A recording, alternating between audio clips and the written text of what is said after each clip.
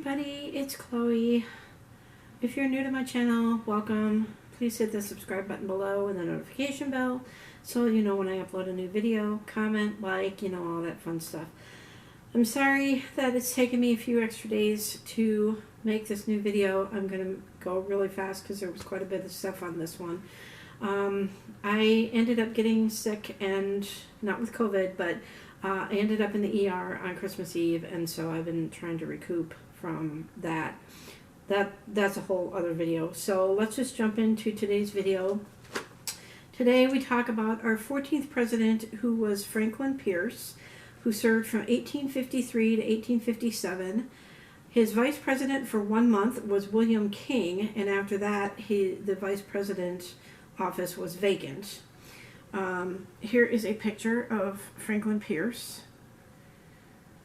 Okay.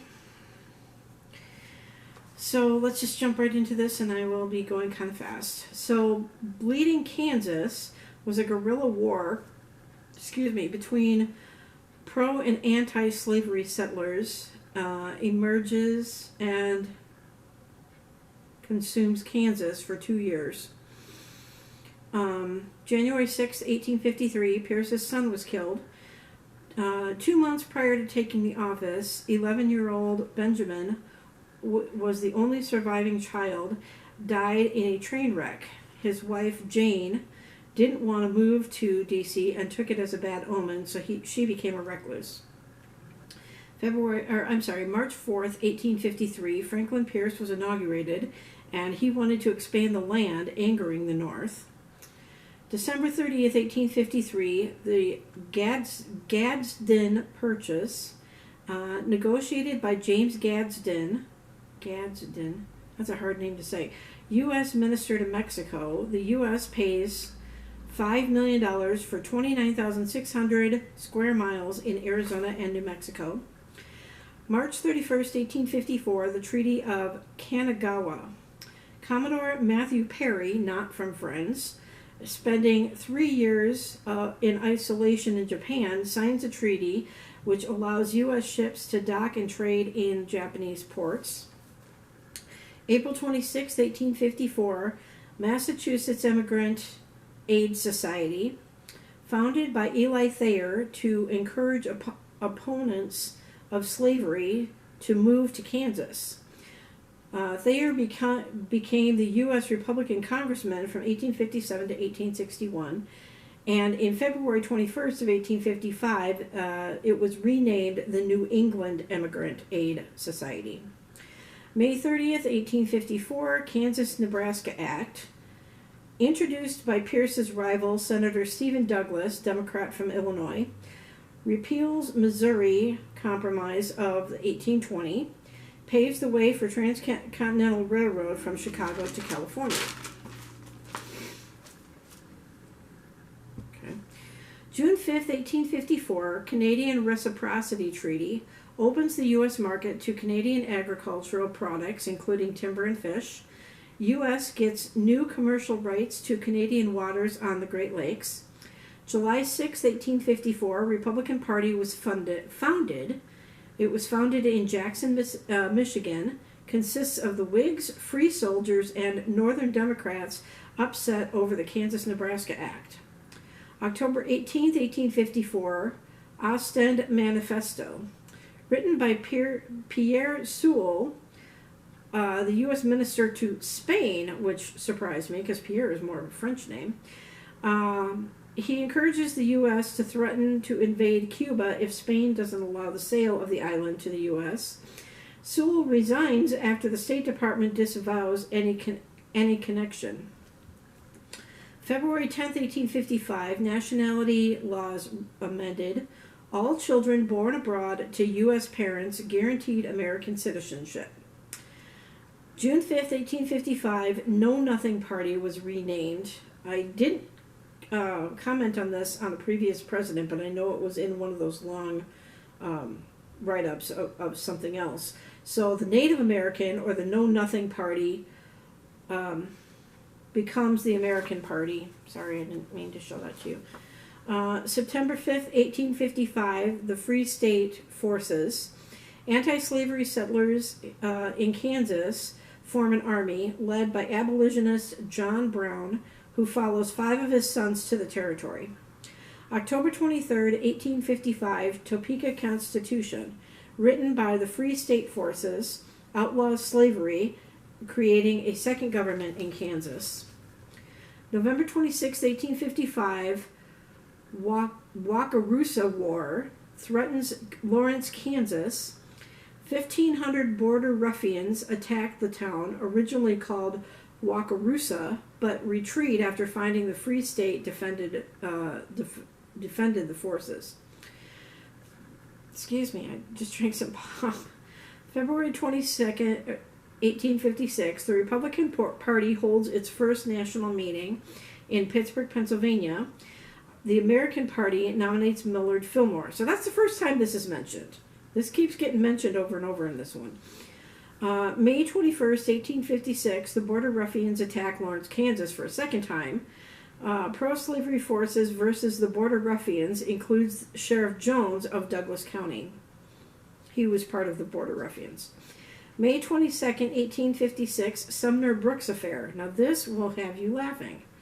Republican Preston Brooks, Democrat from South Carolina, fights abolitionist Senator Charles Sumner, Republican of Massachusetts.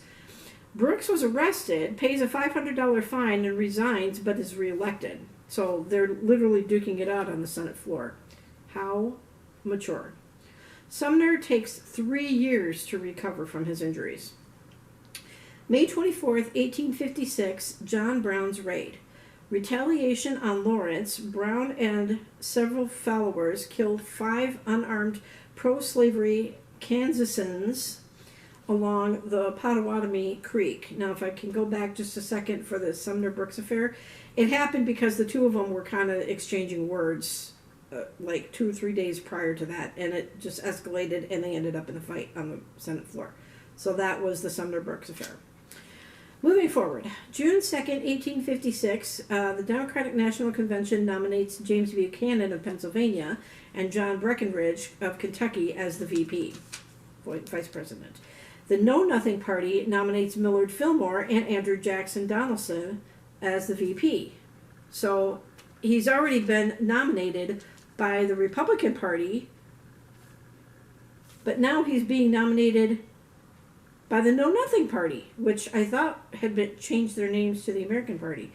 June 17th, 1856, the Republican National Convention nominates California Senator John C. Fremont as president and William I. Dayton as vice president. Almost done. August 1st, 1856, Bleeding Kansas continues. September 17th, 1856, the Whig National Convention nominates Millard Fillmore and Andrew J. Donaldson. So now this guy's on like 3 different tickets or something like that. It's hard to follow. November 4th, 1856, James Buchanan is elected with John Breckinridge as the vice president. January 15th, 1857, the State of Disunion Convention, held in Worcester, Massachusetts, again, forgive me if I mispronounce that name, separates the North and the South peacefully. William Lloyd Garrison gives a speech. February 21st, 1857, foreign coins are declared illegal, so they cannot be used as currency in the U.S. And March 4th, 1857, James Buchanan is inaugurated.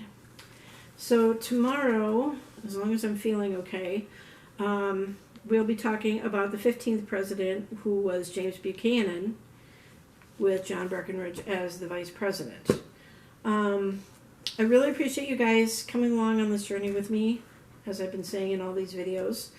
I hope you guys are learning something along with me. A lot of these people, I don't even remember their names, because they're not the more popular presidents. We are quickly coming up to Abraham Lincoln.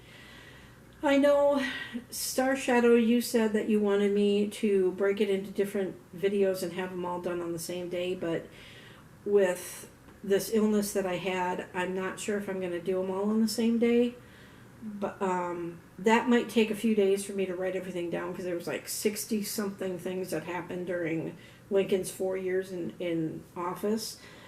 James Buchanan had quite a few, but some of them are just like little excerpts, kind of like when I said Louisiana becomes a state and Texas becomes a state. It's kind of like along those lines. So those few things will take like 5 seconds to say. So hopefully I can get through James Buchanan in one day or in one video. I hope you guys all had a great Christmas. Fear not about my illness. I'm okay now, somewhat. I still have a little bit of a pain in my stomach area, but it's not COVID, and I will talk about it on a separate video. If you'd like me to, go ahead and leave a comment if you do or don't.